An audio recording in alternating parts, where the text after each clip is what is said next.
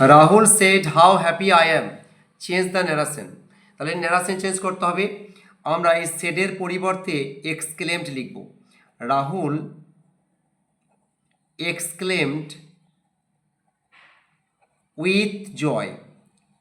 With joy, with জয়টা কেন? How happy I অ্যাম, এটার মানে হচ্ছে আই অ্যাম ভেরি হ্যাপি, সেই জন্য এখানে আনন্দের কথা বলছে বলে জয়টা লিখলাম।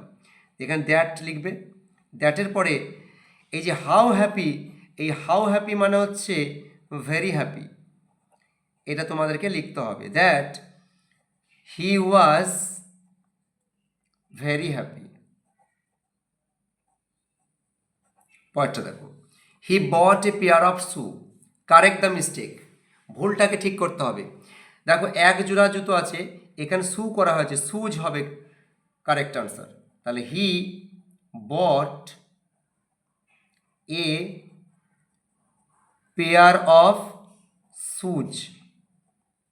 পয়েন্টটা দেখো, how beautiful the picture is, বিস্ময়সূচক চিহ্ন আছে দেখতে পাচ্ছ। তাহলে টার্ন ইনটু অ্যাসার্টিভ, অ্যাসার্টিভ সেন্টেন্সে পরিবর্তন করতে হবে। আমরা আগেই বলেছি হাউ বিউটিফুলটা ভেরি বিউটিফুল হবে, হাউ বিউটিফুলটা ভেরি বিউটিফুল হবে, ভেরি বিউটিফুল। তাহলে আনসারটা কী হবে?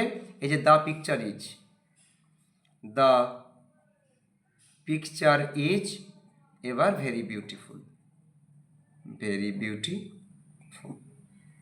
পয়েন্টটা দেখো, the boy said to me please help me, change the narration.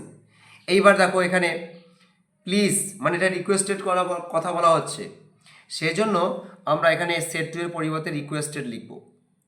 The boy requested me, এখানে টু লেখার পর হেল্প, টু হেল্প, আর এই মিটা এই বালকটার কথা, সেজন্য টু হেল্প হিম। পরটা দেখো, we should not dash courage anyone, use prefix, prefix মানে এই যে ওয়ার্ডটা ব্র্যাকেটে দেওয়া হয়েছে তার সামনে যোগ হবে। তাহলে আমরা এখানে কি যোগ করতে পারবো? ডিস।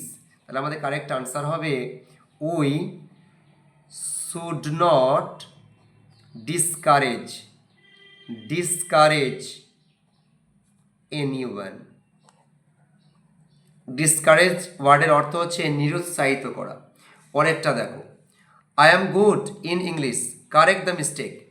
এখানে কি ভুল আছে? এই ইন প্রিপোজিশনটার পরিবর্তে অ্যাট হবে। কেন?